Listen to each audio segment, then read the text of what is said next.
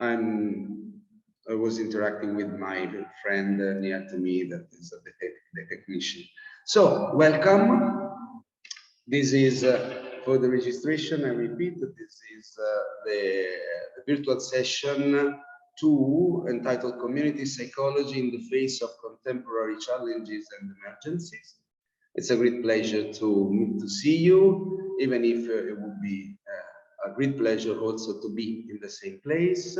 But of course, this is a lot better than nothing, as we say in Italy.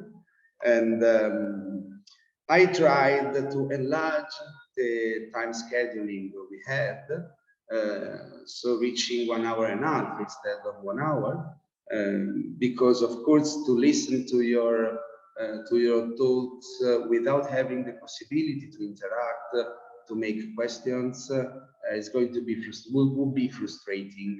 Was yesterday was not so easy to manage the talks. So nevertheless, I would love to ask you to try to stay in 10 minutes in order to save 5 minutes, if you agree, just after your interventions, in order to have some questions. For this reason, I think it would be good if you would like to write questions in the chat, also during the presentation, so that in the case we would have a couple of similar questions, would be possible to propose them maybe together to the speaker. And I will try to remind you during your presentation the time, the minutes left. Of course, we are going to be elastic. Feel free to stop before or after. But if we will stay within 10 minutes, I think we are going to have the right time to go in deep also a little bit in your works. We are going to have a video because a colleague is not present, the Dr. Moore from the Charles Sturt University from Australia. Unfortunately, COVID is still around, and some colleagues, are full in that nightmare again.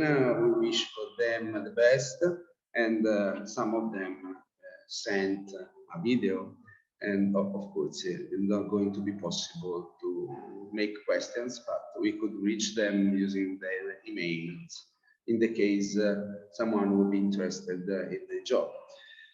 And if you agree, but I think that it would be okay because no one of you sent us any trouble, I would ask to Olivia to start with her presentation entitled Owning the Reality of Rent in the Skies, Climate Activism and Neighborliness in the Context of Pacific Climate Mobility.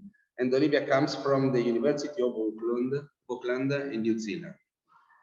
If I wrong something, please correct me. Now we will allow you to share your screen. We have, perfect.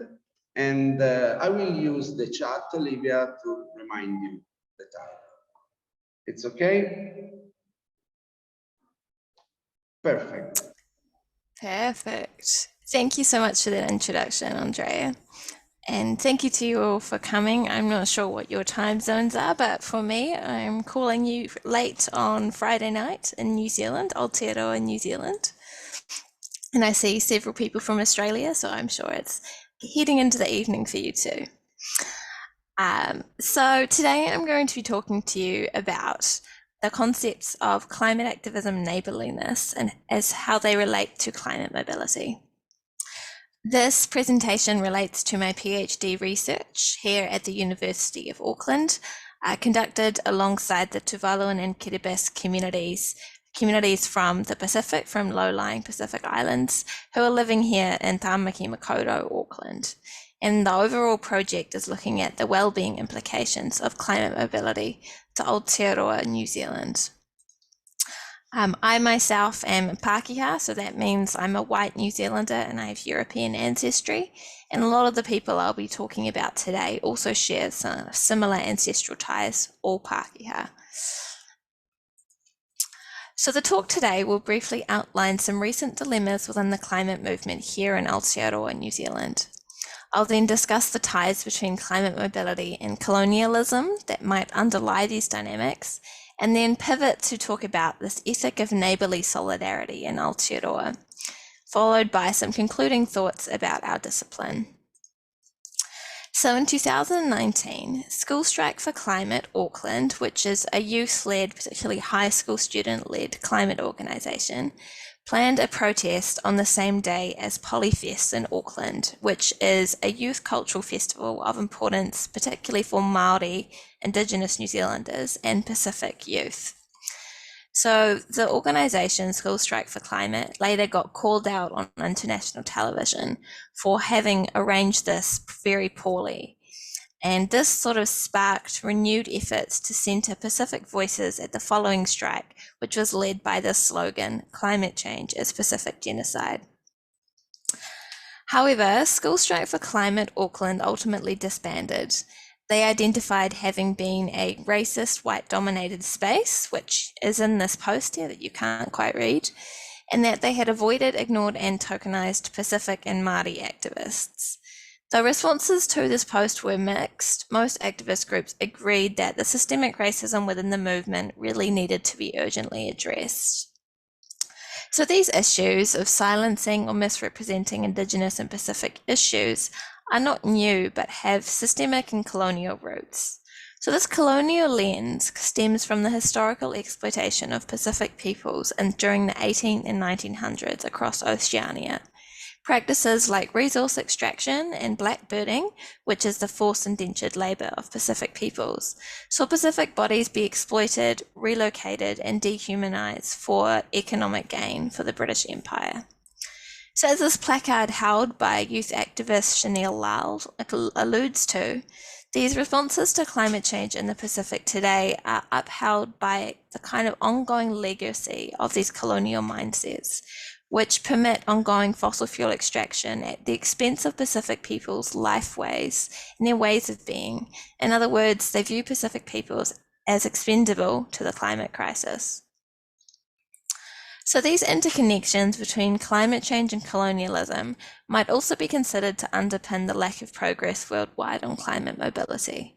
Climate mobility refers to migration or movement in the context of climate change, but recognises that it's a bit more complicated than just leaving a destination, crossing a border and going into a host nation. In fact, most climate mobility is likely to be internal within the same country and temporary. Some low-lying Pacific islands have limited options for moving internally and so are considering cross-border movement. While their priorities are for radical emissions reductions, some people have these limited options and so are using their resourcefulness to create their own solutions to the challenges of climate change. So to respond to these challenges, Aotearoa New Zealand has taken this regional or Pacific focus. And this is partly because of our existing ties to our Pacific neighbours. And also partly because there's actually no legal frameworks to support the movement of people in the context of climate change. So-called climate refugees don't actually exist in international law. So how do we ensure that our response to climate mobility actually does not further misrepresent Pacific people's needs and priorities? So the climate movement, who drive public and political discussion around climate justice, might provide some insight into these dynamics between host societies and Pacific migrants, and perhaps a more equitable response to climate mobility. So in my research, I spoke with 10 Pākehā, so again that's white New Zealanders, 10 Pākehā youth climate activists about how they navigate their solidarity in the context of climate change. I particularly asked, how is climate mobility discussed within the movement, and how do they approach solidarity with Pacific communities? And again, this connects to my wider PhD project. So overall, people had a lack of knowledge about climate mobility, which, given what we saw in the strike, is not really surprising. They used their experience in the climate space and their relationships with Pacific activists to kind of navigate their inexperience with the issue, and actually proved themselves to be quite insightful. So a lot of people referred to this idea of neighbourliness, which is language used by the Aotearoa New Zealand government to talk about our political partnerships with the Pacific. But for the activists, neighbourliness was more than just a political tie. It was a sort of ethical obligation in relation to our context here in Aotearoa. And so they expressed these ideas of neighbourliness within this tripartite framework, which I'll explain. So first of all, the activists highlighted the need to accept accountability. Accountability involves taking responsibility for not having been good neighbours in the past. And this is in relation to our responses to climate change in the Pacific. One participant referred to this as our neighbourly debt.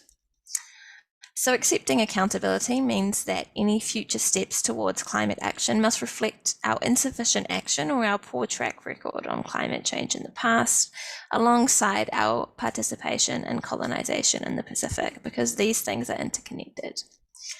Accountability also includes recognising the need to first address these underlying systemic issues in Aotearoa through broad-reaching transformative change that makes all people feel welcome, so that the issues that migrants face aren't continually perpetuated in the context of climate mobility.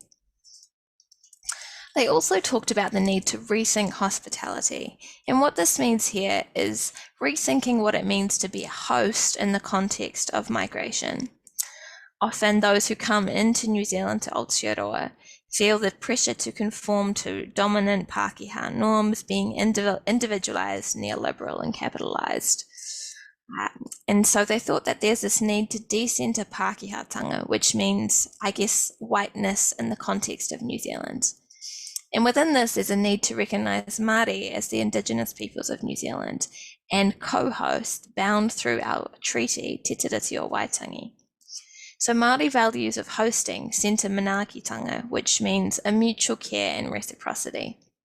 And through the lens of manaakitanga, that suggests that those who come need not conform or assimilate or lose their cultural values, but can do so through relationship with Māori. They can hold on to those ties to their cultures.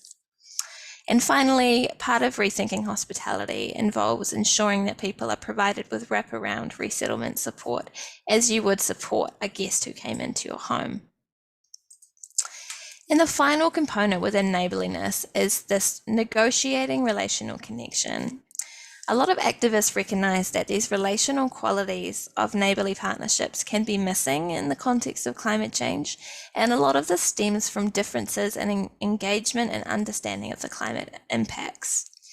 So underlying ethnic inequalities and income inequality can create barriers and prevent Pākehā from understanding or engaging with the worst impacts of climate change. And this can create a different understanding to the well-being implications of losing one's ancestral land and create a relational disconnect to those on the front lines of the climate crisis. However, listening to and learning about frontline people's stories can create a sense of solidarity and awareness about one's own position in relation to climate change. This can overcome relational barriers and catalyse more equitable climate justice and responses to climate mobility. So in Rika's words, we have strong ties with Pacific nations because of that geographic closeness, that we have to be very open on a practical level to helping them, to be a good neighbour and ally. And for me, this raises a question in psychology and in community psychology. Are we being good neighbours? Are we thinking about, regardless of the particular location of our country, are we thinking about those that are around us? Are we thinking about the moral obligations that we have towards them and the climate justice associated implications? Are we thinking about specifically neighbourliness, accountability? Are we taking ownership of our role in climate change or colonisation? Hospitality, are we ensuring that those who we welcome within our borders don't have to give up their languages and cultures in order to feel like they belong? And relationality, are we thinking about the quality of that neighbourly partnership to ensure that we don't leave out relational values in order to prioritize people being forced to assimilate. So that's the end of my talk. Thank you very much for listening, and I think I'm exactly on 10 minutes. Kia ora. Olivia, you absolutely were great. Thank you very much. Perfect. 10 minutes. And of course, I would like to invite the rest of the attendees uh, to try to go in deep in your very interesting job. Of course, 10 minutes always are not sufficient to describe all the details. We are, I think, all community psychologists. So I would like to know if Valerie, Caroline, Mudik, Laura, or Irene would have some question for you now. You can raise your hand. Zoom allows you to use this function.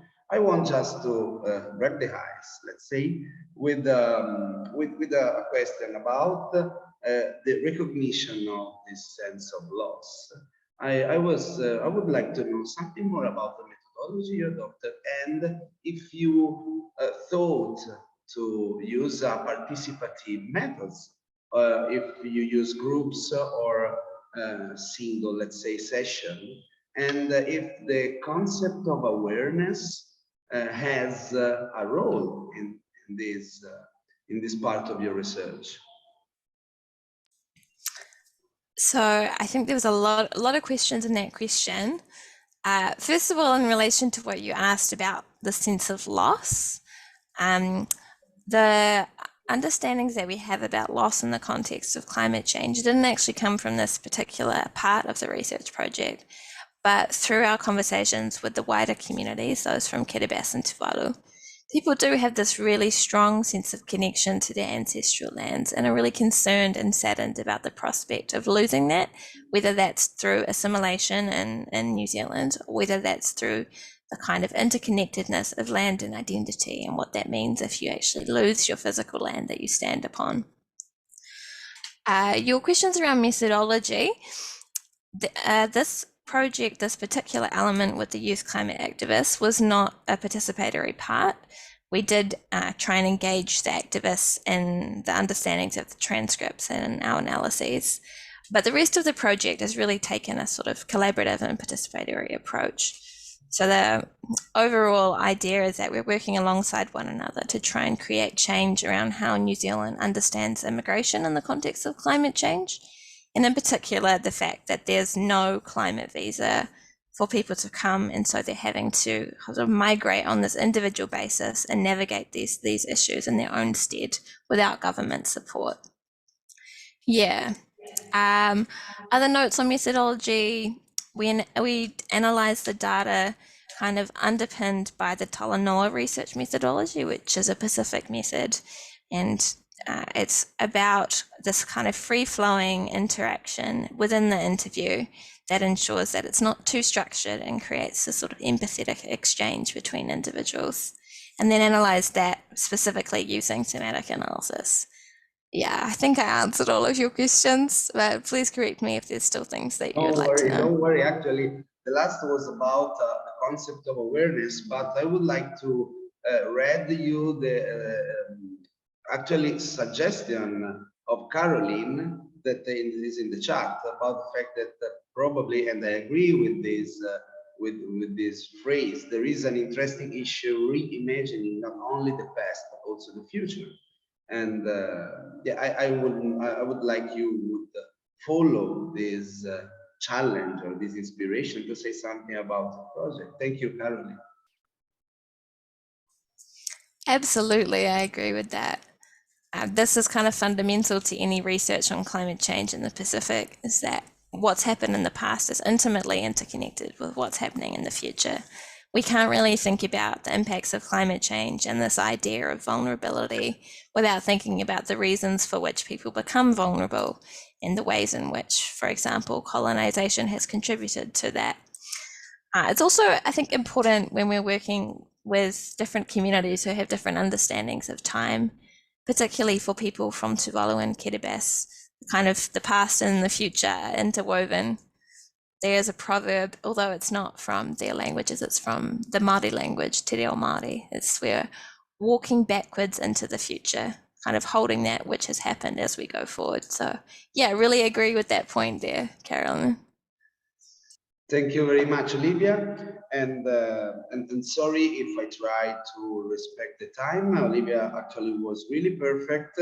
I hope you are going to be able to follow us until the end. But of course, if you have to go, since your time, we can understand, we will understand.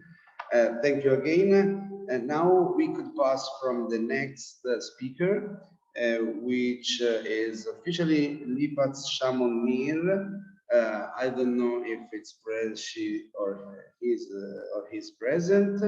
Ultra Orthodox Society and COVID-19 pandemic. Is there Lipats here? Between the names, I cannot see her. So maybe we can move to the next one. Hopefully, the Dr. Shamonir will be able from Israel to be with us in the next minutes. So we could shift to Janice, Kathleen Moodley, and Seth Opong. I'm here. Just a second. Oh, perfect, perfect. That is going to present a contribution entitled "By Science and Conspiracy Theories, Reflecting on Medical Racism and Medical Distrust in South Africa." And thank you very much, Dr. Mudik. And also for you, I would invite to try to stay in 10 minutes. If you want to share your screen, we can start. Okay, thank you, Janice. And please, you have 10 minutes or even some minutes more if you want. I will communicate you the minutes left. Please. Good day, colleagues. My name is Dr. Janice Mudley from the University of South Africa. I will briefly introduce arguments from a theoretical article that I have been writing with Professor Setapong from the University of Botswana. The working title of our article is COVID-19, Anti-Vaccine Conspiracy Theories, Medical Racism, and Historical Collective Trauma towards a framework for understanding vaccine hesitancy in communal contexts. This slide is meant to introduce ourselves to you just so that you have an understanding of the people behind the presentation and the theoretical paper. It's also to introduce the motivation behind the paper. And we just have a small prologue that we'd like to share with you. As communities and nations in Africa, we love talking and telling stories. We love analyzing, dissecting, and pulling the evidence apart, be it in the taxi, at church, gatherings with family and friends, at the queue at home affairs, the salon, during interactions on the school run, at the office, anywhere and everywhere. We greet strangers, we confront issues such as religion and politics that the West shies away from during polite conversations.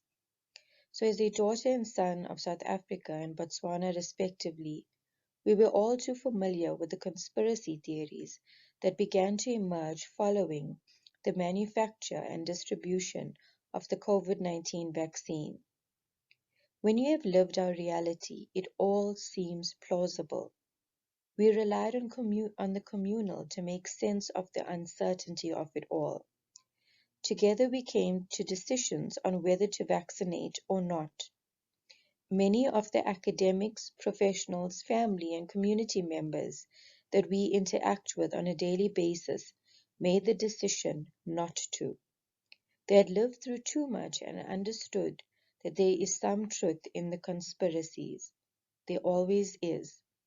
We don't naively trust the very institutions that have failed us in the past and continue to do so. Instead, we challenge. We begin by looking at the concept vaccine hesitancy. Vaccine hesitancy has emerged as a concerning public health trend during the COVID-19 pandemic, as vaccines have become the preferred public health strategy for controlling COVID-19 transmission. Vaccine hesitancy or reluctance or skepticism is an ambiguous social phenomenon used to describe the beliefs, attitudes, and behaviors that may cause indecision in vaccine uptake along a continuum that ranges from absolute nonconformist refusal to vaccinate to vaccine acceptance despite oscillating cognitive dissonance. Vaccine hesitancy is ranked in the top 10 threats to global health. Parallel to the development of COVID-19 vaccines, COVID-19 anti-vaccine conspiracy theories emerged, having the potential to radically influence the health-seeking behaviors of vulnerable populations. Here we briefly define anti-vaccine conspiracy theories as untested or unverified claims discrediting the scientific, social, ethical, or moral integrity of a vaccine's development, testing, rollout, or uptake, where untested does not necessarily mean untrue. Vaccine hesitancy, like COVID-19 anti-vaccine conspiracy theories, are multi-layered social phenomenon. However, efforts to understand vaccine hesitancy have typically focused on demographical and other individual attributes informed by individualized theories of health promotion, such as the theory of reasoned action and the health belief model. Additionally, studies that have sought to understand how anti-vaccine conspiracy theories can affect vaccine behaviors have tended to be inadvertently individualistic and reductionistic in branding such behaviors as suspicious, as having magical thinking or paranormal inclinations. In our working article, we draw inferences from the COVID-19 pandemic and other contexts of medical distrust in proposing that medical distrust of vaccines emanating from anti-vaccine conspiracy theories are founded in historical collective trauma caused by colonial and apartheid medical racism.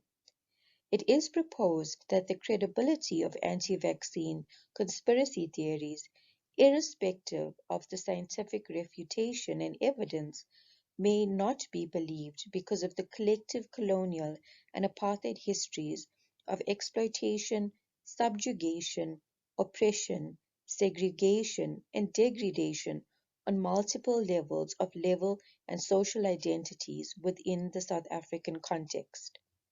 Mohat et al. Define historical collective trauma as a complex and collective trauma experienced over time, across generations, by a group of people who share an identity, affiliation, or circumstance. It is a blow to the basic tissues of social life that damages the bonds attaching people together and impairing the prevailing sense of the community.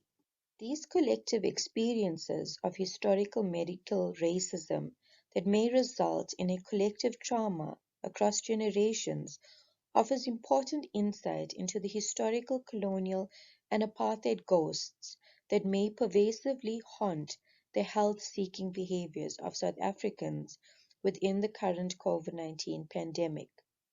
We offer an alternative framework for understanding vaccine hesitancy, taking the social into consideration. This framework aims to diagrammatically represent the central arguments we have made so far. It is not the intention of the authors to reduce these complex phenomena into simplistic models represented in this framework. It is instead positioned as a working conceptual framework to better understand how individual and social attributes work to inform vaccine hesitancy in the context of conspiracy theories. The framework accounts for historical collective trauma informed by institutional distrust and medical racism as one possible contributory for vaccine hesitancy. Within this framework, we suggest colonialism and apartheid as scaffolds of political power that enable systems of racism, oppression, subjugation, exploitation, and segregation to flourish, not just in South Africa, but in other parts of Africa. Understanding the impact that unique social historical contexts have on individuals and collectives may provide an alternative avenue for promoting vaccine health-seeking behaviors in societies that have been impacted by medical racism and historical traumas. Generalizability of research findings from between and even within nations are cautioned against. Instead, research that focuses on the unique context of health in a particular society is needed to address the dearth in literature on the nature and causes of vaccine hesitancy in contexts within the global south. So thank you for listening to our very brief presentation. We understand that this is still a conceptual framework and a theoretical paper that we are still working on. So we really do invite any suggestions or recommendations that you may have. So please feel free to contact us on our email addresses that are reflected on your screen, and we look forward to interacting with you in the future. Thank you, God bless, and goodbye. Thank you very much, Janice, and very nice and interesting research. Unfortunately, maybe nice is not an adequate adjective, because I think that all over the world we faced with this problem, these troubles in the past 2 years. And of course, your model is really complicated, or actually it showed a lot of variables. Olivia proposed a reflection about the fact that the research is fascinating and very relevant for also Aotearoa in New Zealand for the historical context, but unfortunately she left because actually it's very late in New Zealand now. So I invite, of course, the colleague to propose a reflection or a question. Okay, sorry, I lost the comment of Caroline that wrote that Shiga's belief in conspiracy theory linked to or not vaccine hesitancy has to be understood differently in different social contexts. I agree perfectly. And it would be interesting to unpack these differences. And actually, yeah, I would like to link this consideration from Caroline to what I was thinking to say, because I worked on the same field like a lot of us in the past year.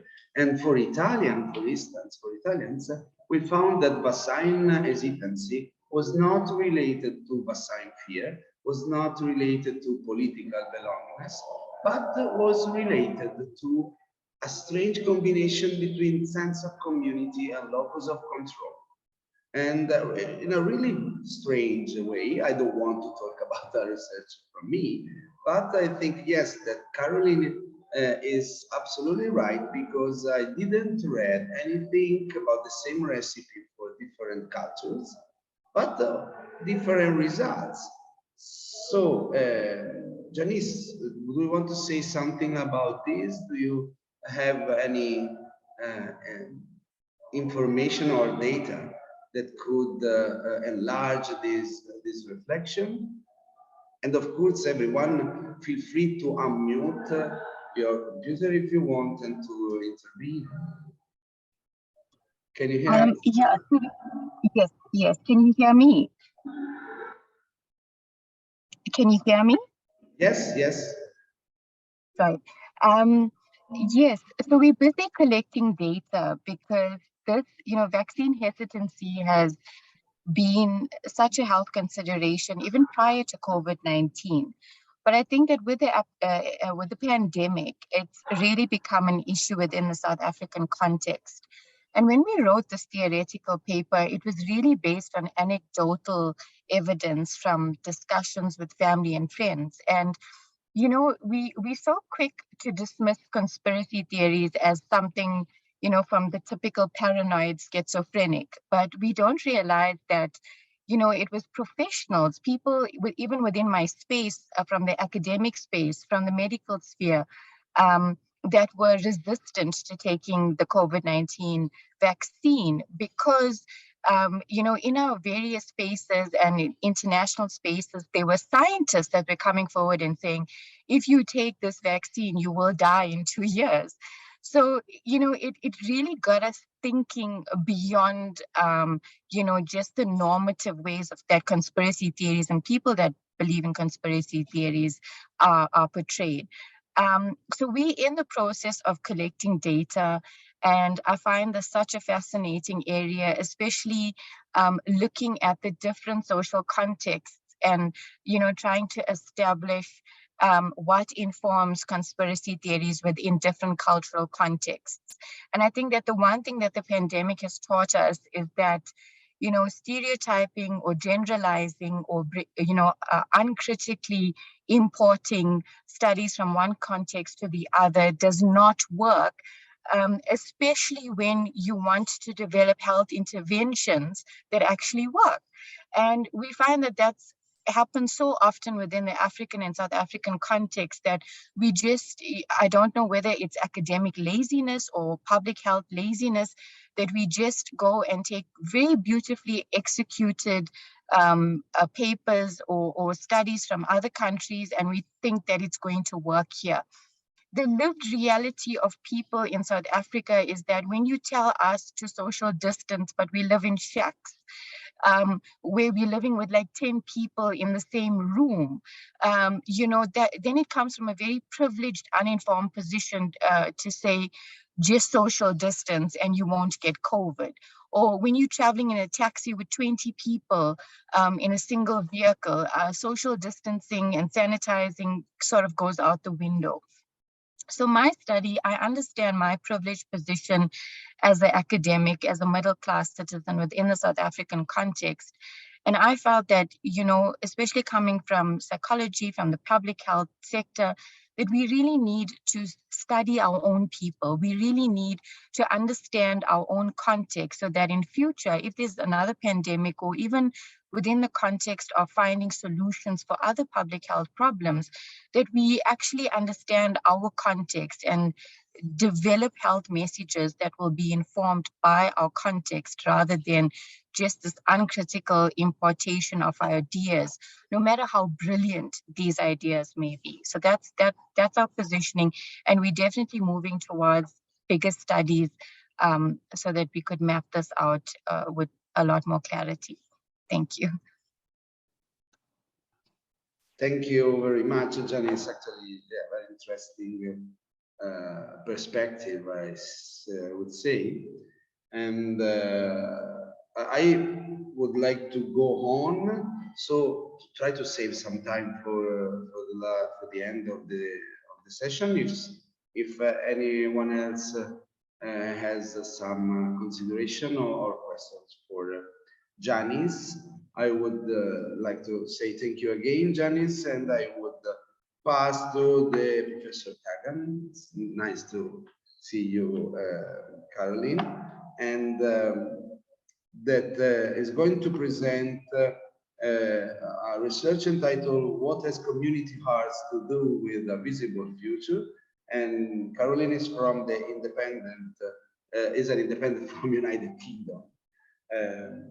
But nevertheless, really, I'm really happy to have you in this symposium. So, Caroline, also for you, I try to make you make you aware about the time left we have, but since probably we have a missing speaker, for the moment we have some minutes more. We will exploit them at the end of the session. Okay, Yes, so we can thanks see very much, Andrea. you can present maybe. Yep. Can you see my screen okay? Yeah, actually, we are seeing the window of PowerPoint, but maybe you could put it on full screen. It's on full screen for me. Hang on. Also, probably you shared not your screen, but just the window of Hang PowerPoint. on. Let me see if I got it again. Oh no, that's full screen too. Oh, now I've lost this. Hang on. How do I get back?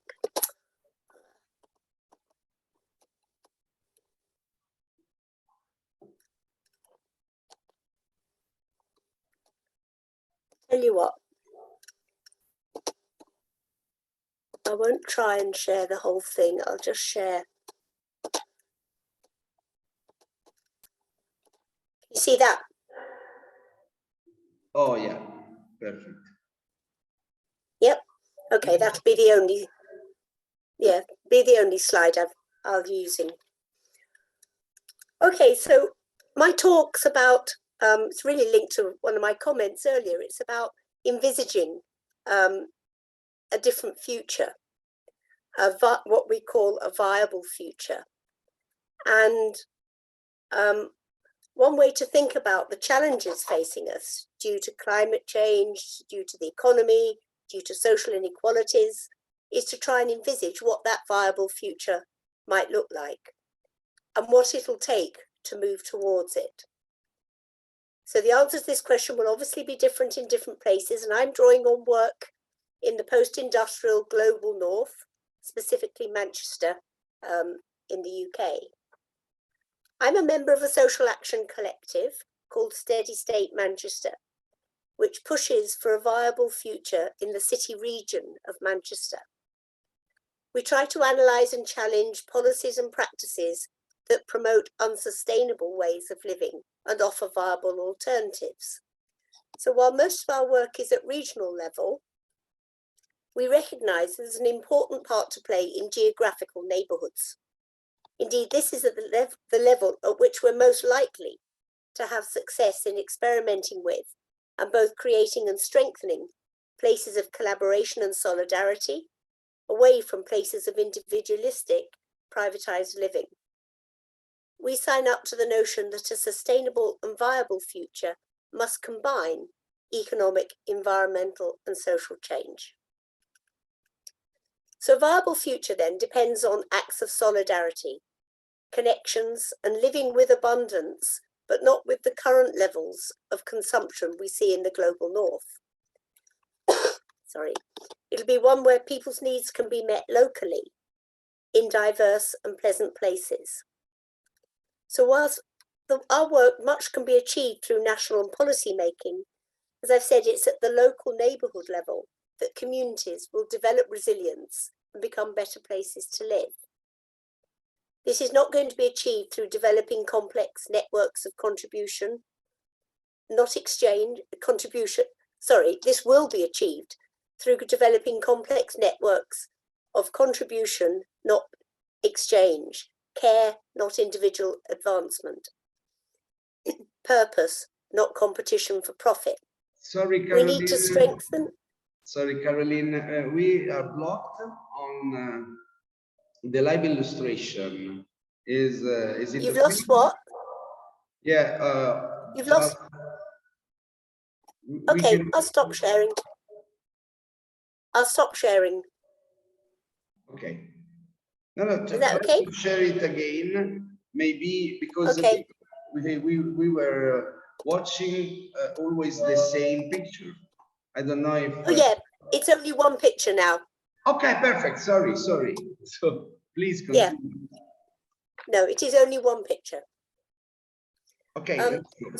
So what I'm talking about is is an experiment in developing a new kind of social infrastructure,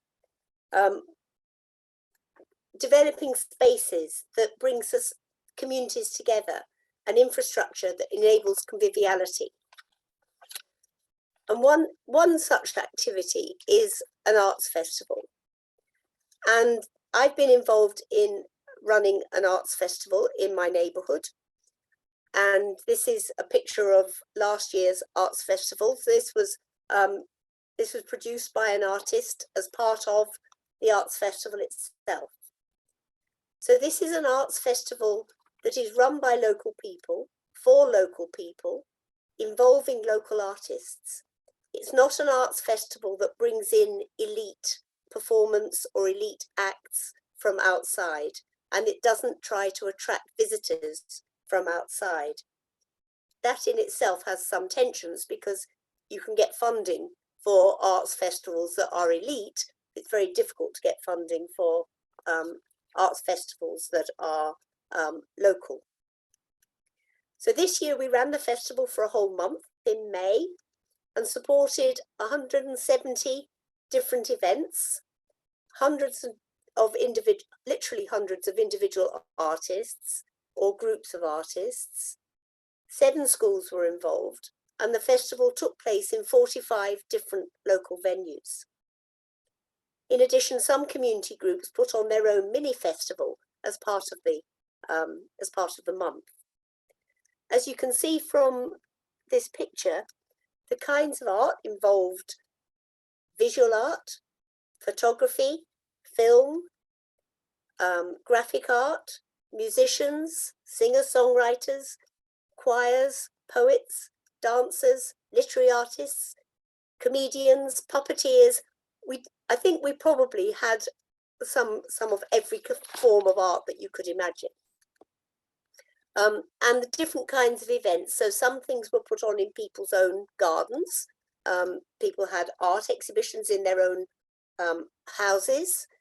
There were performances in open spaces, in parks and and on the street.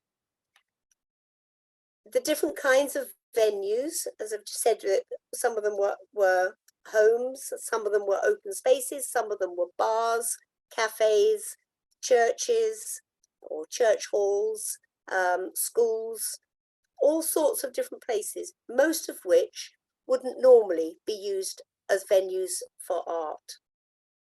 The audience sizes ranged from 0, was one event that nobody turned up to over 200.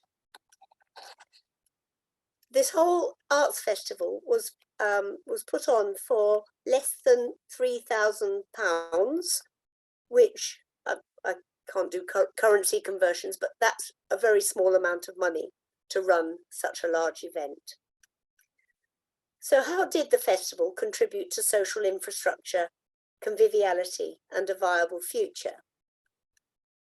Well, we gained information from all the people taking part, so artists and venue hosts, and to a lesser extent from audiences. Getting audience, apart from numbers, is getting audience data is quite difficult for this kind of an event, but we did have some feedback from audiences. Most of the data were qualitative. There's clearly a positive impact on people's sense of place. So one person said, for example, that they'd lived in the neighborhood for over 30 years, but they'd never visited some of the places where they now visited to see some of the art. It was a festival that was run by local people, but it was owned by local people. So the feedback we got was how wonderful it was to see local talent, the local talent in this area. So people were commenting on the localness, not just on the aesthetics of the festival. The festival depended on and grew a web of social networks. So the organising committee were people from lots of different walks of life, each of whom had their own networks. The hundreds of artists each had their own networks, and the different venues each had their own networks.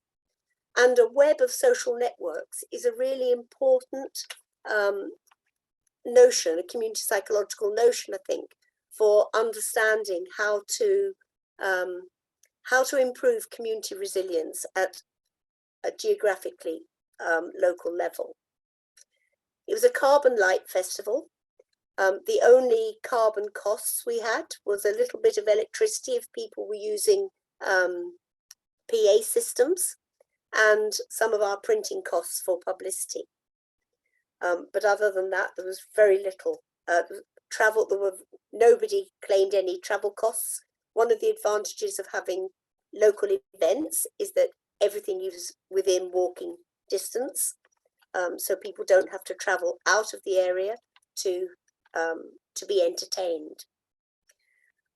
There was some evidence of skills development, because this is really going paying lip service. It's not my usual focus to look at individual benefits for these kinds of things, but people develop skills.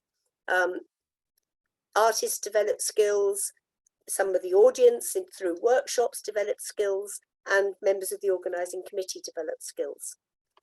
Again, thinking about individual benefits, if we look at the impact of the Arts Festival through a well-being lens, then there were multiple kinds of benefits in terms of well-being, not just what you might call hedonic well-being, enjoyment, but eudaimonic well-being as well, which is about learning and development. And most importantly, people enjoyed it. So it was the Arts Festival gave spaces for conviviality. In conclusion, then, I think what we've shown with the Arts Festival is that a local arts festival that is open and inclusive has a part to play. It doesn't on its own create, but has a part to play in contributing to a viable future. Its elements prefigure for a short time different ways of living. One's built on care, sharing, conviviality, well-being, flourishing and resilient communities. It encourages a focus on collective well-being, not individual well-being, although that does come into it, on fostering connections with others, and on sense of purpose, not competition or profit. It enables people to experience in action the values of stewardship, community, and social justice. So it's a microcosm of how things could be if we organised our social worlds differently. And I'll end there. Thank you very much, Caroline. Thank you very much. Actually, a lot of insights can jump in mind listening your talk. And I'm embraced because I have, since the half of your talk, question in my mind, but I don't know if it's following actually your ideas. But so forgive me if I will bring you slightly out of the line you draw. But what about this kind of intervention for climate change awareness? Because you know that this is a topic on which the European community and also UK and also US are investing a lot. There's a lot of projects that try to, let's say, to propose a paradigm that wouldn't bring to eco-anxiety, for instance. I think in the past, the keys that were more used to communicate to youngers, especially, but also to the rest of the population, this, to increase the awareness about this problem was an alarmism key. So the world is going to be destroyed, we have no future, 20 years before, 10 years before. Now in the West societies, we obtain, that's my point of view, but also the data, we obtain this brand new, pathology or disturbed anxiety in the youngers. Probably we scared the adult, and we some way reduced their self-efficacy toward this problem, not that I think is perceived as something too big to be faced with success. Do you think that this approach could maybe represent another way, also for other issues, of course, if you think? I think there's, I've got two answers to that. One is, yes, you could use an arts festival to focus entirely on environmental issues, for the content of the arts festival. So you could invite artists to create art linked to climate change. My approach is to be not thinking of climate change separate from other spheres. So to see the intricate relationship between the economy, social justice, and climate. And when we're thinking about if we are going to address climate change, we can't just focus on environmental issues, because we have to do something about the social infrastructure that exists. It has to be different in the global north. I'm talking about the global north. So this is areas of high consumption, high energy use, as well as historical injustices in relation to the climate. But if you think about the intersection, then I think what I'm arguing is that the Arts Festival prefigured some of the conditions that are going to be needed in a future where we have addressed some of the environmental issues. And if we only focus on climate issues and we neglect the social networks and the social sphere and the values by which people are living, then we won't succeed in creating an alternative future. Sorry, I was muted. Yes, I agree totally. But I think that, yeah, the complexity, the intertwinings between different issues could be, a key, it's a paradox from my point of view, to simplify the complexity sometimes, and also to accept an important lesson that a butterfly, on Hong Kong could provocate an hurricane in California, but also something less, less dramatic, that any single drop could create an ocean instead of being considered as useless or ineffective. So yeah, it's a paradoxical way to the empowerment of people and of community, or at least that's what your talk actually incited me. That's why I was fascinated by the idea. And at least it's what I got from your talk. Maybe I'm wrong. Thank you very much, Caroline. And I see with pleasure Sheer with us. Hi. Hi, Cherie, yeah. Yeah, I'm happy to see you. We prepared to project your video, but Great. But since you are here, maybe you can you will be able to present in person your talk.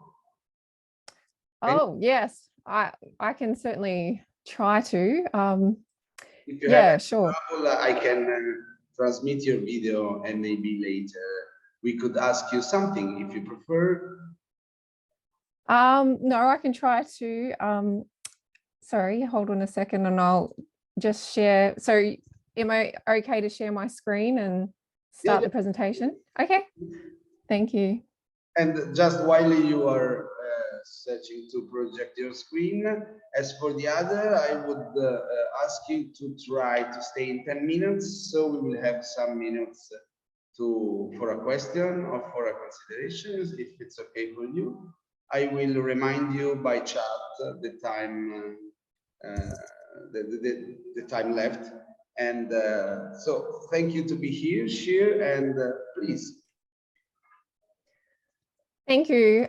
So my name is Cherie Moore. I'm here to talk about my study, which looks at the discourses and narratives that exist within a remote Australian emergency department when considering their responses to family and domestic violence. Australian research has indicated that the frequency and severity of family domestic violence tends to increase with remoteness, but remote communities often lack health and welfare infrastructure. That means that they often rely on emergency departments, not only for health, but also for safety and welfare needs. However, emergency departments in remote locations are very much like other emergency departments in other areas. They're designed to respond to acute and urgent illnesses and injuries, and they aren't always designed to respond to family domestic violence. So my study looks into seeing how they're responding to family domestic violence, but also why they might be responding in certain ways. So there are 2 hospitals involved in my study, but I'm going to share the results of just one hospital, a remote hospital. I'm going to share the narratives and discourses that that were found in the policy documents and their government documents, which influenced this remote hospital, and also the focus groups that were done with nursing staff within this remote hospital. So I'll talk to you first about the policy results, which are up the top here. So there were 9 policy documents, and out of those 9 documents, there were 3 narratives that came up. Each one had a very different meaning when we're thinking about family violence, but also in regards to the role of an emergency department. The deficit subject narrative,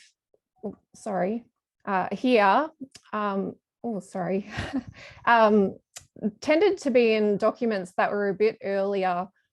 So from 2006 to 2018, the deficit subject narratives tended to construct family domestic violence as an issue for female survivors, and it made them seem like they didn't have any strengths or abilities to help themselves. It also encouraged stereotypical assumptions of family domestic violence based on gender and sexual orientation. The societal object and the object-oriented narratives existed in later policy documents. So the societal object narratives define family domestic violence as something that came about because of social or gendered inequality. So this meant that family violence, rather than being a clinical issue, it was pulled out of the clinical setting and placed within the public domain. So that meant that emergency departments became less relevant in the national response or the state response to family domestic violence, which has consequences when we're thinking about resources and funding. The object-oriented narratives define family domestic violence as a criminal incident. However, individuals were not stuck with labels like perpetrator and victim. So they were able to be recognised as being able to understand what they need and to recover from those positions and change. So all of these meanings had an influence on the narratives that were used by staff or nursing staff within this one remote hospital. And this was indicated by the discourses that were found within each of the narratives, which you can find underneath each of the narrative names. So there were 3 narratives that came up in the focus groups. 2 of them were a departmental level, which means they were very much associated with the systems, processes, and clinical practices of staff. There was one though that was more individual. So this one was more about the staff wellbeing and the emotional response to family domestic violence. So the deficit subject societal object narratives were used in situations where the patient was acute and when the patient was more likely to be in a busy area of the department. Family domestic violence was seen by the nurses as something that didn't belong in emergency. It needed to be pushed out as soon as possible to someone like a social worker.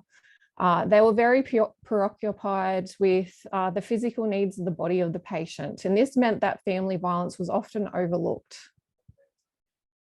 And here is an example quote. I'll just move that across so I can see. But I think sometimes it's upsetting because the patient is in a really unsafe situation. She's like, yeah, all right, well, what are you going to do? Oh, you can go to the women's shelter.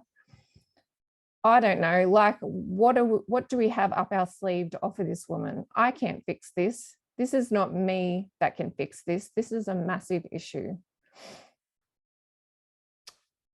Oh, sorry. I think that, sorry, that was the ethical moral duress example. I've switched over. Sorry about that. I'll just, my mouse is playing up. Oh, sorry. Here is the deficit subject societal object narrative example. I'm very sorry about the confusion. So yeah, it all kind of like, the process is we do a report, we refer them to social work, and it's kind of like, that's the process, that's what you do. And so you just kick into that rather than sitting down and spending some time with them to just find out if they're okay. And because you kind of leave that for the social worker, you know. So this narrative, when we think about the response of staff, was more automatic and it didn't really consider the individual needs of the patient. Oh, sorry, I don't know what's wrong with my, I think my mouse is playing up. So the next one is person-centered narratives. So they were used in situations where the patient was not acute and when the patient was more likely to be located in a quiet area of the department. Family violence was defined as a unique experience for the patient. And so staff really took the time to understand the patient's individual needs. And this particularly related to the cultural needs of the local community when we're thinking about the First Nations people in particular. And I'm just trying to find the example. Here's the example of the person-centered narrative. I have to respect that she doesn't make that choice as much as you wanted to, but you have to have no idea what else is going on. You're not living in her shoes. So this showed a lot more empathy. It was a lot more holistic. And I guess staff really took the time to understand what the patient's story was. It was less automatic and less generalizing. The ethical moral duress narrative was used in situations where the patient had returned to the emergency department with a worse medical condition because of escalating abuse. So this prompted staff to look back on the patient's journey of representing to the emergency department. They were able to question and sometimes justify some of their previous responses. And that really created a lot of conflict. And that meant they really understood the conflicting nature of their responses that was represented in those two narratives that I've just spoke to you about. So they felt very hopeless and very ineffective in what they were doing and very inconsistent. And family violence therefore became something that was more like a threat to their well-being. And so this is the one that I read to you beforehand, which just really represented that feeling of, I can't do anything, no matter what I do, nothing's going to change the situation. And for some staff, that meant that they stopped trying to do anything different and often distanced themselves, or they displayed feelings of self-blame and frustration or anger. So just looking, I guess, at how we can use these narratives and discourses to inform policy and clinical practice. I guess the most obvious thing to me was there was so many inconsistencies in the meanings of what family violence was, but how an emergency department fits in to that. So looking at those meanings, it's not surprising that some of the staff believed that it was their responsibility to help respond to family violence and change perspectives in the community, and yet a lot of staff didn't believe that as well. So there's lots of conflicting understandings within this department, which caused a lot of distress. So I guess I look at it at a very much a systematic way, where I look at the policies that come from government need to really be flowing down, right down to a remote emergency department in terms of their systems, processes and resources. It needs to be consistent. It needs to support clinicians to respond in a way that is flexible enough to meet the needs of really diverse communities, such as remote communities. And I think one of the biggest things that came out too is that staff are not only clinical responders, but they're social responders, which means that what they say and do really sends a message out there about family violence. And so if we're going to change some attitudes and perceptions about family violence in remote locations and in hospitals, then we need to change that story. And I guess changing what we say to people, even in the moment, can change a perspective potentially and create some hope. So I guess that's the quick summary. I'm not sure how I'm going for time, but if there's any questions or comments, that would be great. Thank you. Thank you very much, Shir. And if you need some minutes for the summary, please feel free to take it.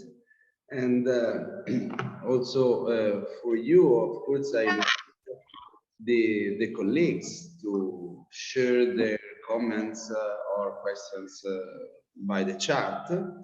And I have a question. Actually, it's a double question. I don't know if to link together the two concepts. From one side, I have the curiosity if you adopted or you thought to conduct this kind of, or if you are thinking, sorry, that conducting interview or collecting narratives in virtual environments, maybe exploiting the anonymity or not identifiability could change or represent a factor, interesting factor. And at the same time, if you considered to try to ask for counter narratives or to adopt the methods of counter narratives, starting from the narratives as a tool to intervene. And we have also two questions from Valerie. She's wondering where you conducted your research, and Caroline wondered if there is an edge to work up here, for instance, the links between clinical social work and individual, and create a different kind of practice. So feel free to answer in the order. Yeah, okay, I'm trying to keep them all in my mind. So first of all, I guess the research was done in Australia in a remote location. I can't reveal the actual location because we're trying to keep protect the privacy and the reputation of the hospital and the community. So sorry, I'm just reading now the question. So I'm wondering if there is an edge to work up here, the links between clinical, social work and individual, and create different kind of practice. Yeah, I think that's a great point. Yeah, I think what I noticed in the research is that things are very disconnected in terms of the clinician, the social work sort of point of view, and then the individual and the community. So I guess, yeah, and I guess bringing that together and sort of working in a different way would definitely be absolutely valuable. And so I think also your comment about using counter, I guess, counter narratives, I think is what you called it. Yeah, so would be a great way, I think, of working with staff. I've thought about how to use these narratives with staff, feeding back to them those narratives and the potential of the outcomes, for example, on their well-being, but also on the community and the meanings that are being created in the community, and also on a clinical level as well, how they're responding clinically. But yeah, giving that opposite, or building that opposite image, giving them that opposite, I guess, narrative that would be more hopeful and more helpful. And I think future research would be really good in understanding the local community narratives. And so part of my study is working with the local Indigenous community, and it's been really, really fantastic to work with them to get their perspective, which is very different to the emergency department perspective of family domestic violence. And none of the emergency department staff are locals. 50% of them were new within 6 months of being there. And a lot of them did not feel comfortable or confident in understanding the local community culture and things like that. So it definitely revealed a lot of gaps, a lot of potential to move forward, I think, which is hopeful in changing family violence rates and severity in these communities. So I hopefully I answered everybody's questions. Did I? A little bit. Perfect from my point of view. So absolutely, thank you to all of you. I think that was a very inspiring session with different jobs from different countries, but also from different perspectives. Yeah, of course, I think that the link between the so different jobs sometimes is more precious than the jobs taken separately that are precious as well. So I would like to thank you all. And since we are going to have another symposium in really few minutes, if you agree, I would like to say you goodbye. Of course, if you want to enter in the following symposium, if you have time or are interested in, you will be very welcome. Yes, Caroline wrote that it would be really precious to put together not only the methodology and the inspiring ideas, but also the challenges, maybe finding commonalities that sometimes are more inspiring than results or their insights from a single job. So thank you. I think all conferences should be random collections of papers, not themed and not grouped. Yes, I agree. Thank you very much. Thank you, Shiv, for being here. Thank you, Caroline, for supporting the discussion. Thank you all, and see you later, maybe. And of course, have a nice evening, morning, night, depending on your place. Thank you. Bye-bye.